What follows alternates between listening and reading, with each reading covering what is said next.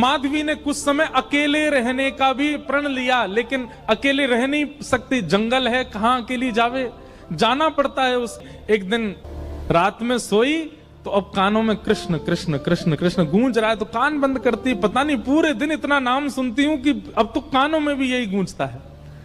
कान बंद करके सोती है तो स्वप्न में कृष्ण ऐसे हैं, अब कृष्ण देखे नहीं है लेकिन उसको श्याम वर्ण, पीली पीतांबरी, वंशी, मोर पिच्छ सब अनुभव होता है। उठ के बैठ जाती है, नेत्रों को मीटती है, क्या करूं मैं, नहीं चाहती ये स्वप्न मुझे आवे। अब धीरे धीरे माधवी की स्थिति ऐसी होने लगी कि अब वो ना चाह करके भी कृष्णमयी ही हो गई है। रात्रि में सोती, अचानक उठ बैठती है, ऐसा लगता है मानो जैसे उसका हाथ पकड़ लिया हो।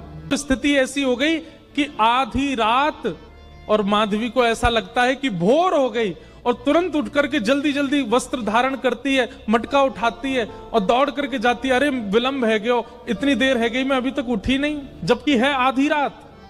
दिन रात सब परिवर्तित हो गया।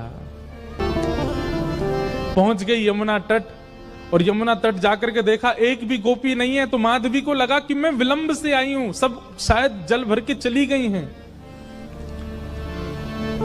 जल भर के रोज जाती है माधवी, लेकिन आज पता नहीं उस पात्र में इतना भार कहां से आ गया कि स्वयं ही नहीं उठा पा रही है। इधर उधर देखने लगी, याचना करने लगी, कोई तो आवे, कोई तो उठा दे। और तभी कोई नहीं है वहां। नंद नंदन श्याम सुंदर चलते हुए आ रहे हैं माधवी के पास। माधवी की मति घूम गई है, आधी रात ही आ गई, और तभी ठाकुर जी वहां पहुंच गए।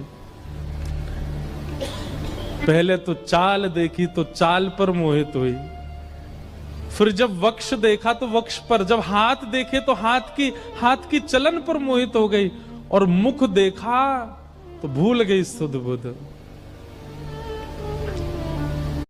ठाकुर जी आए और आकर के मंद मुस्काए के बोले, हेरी गोपी, वो चाय ना पा रही,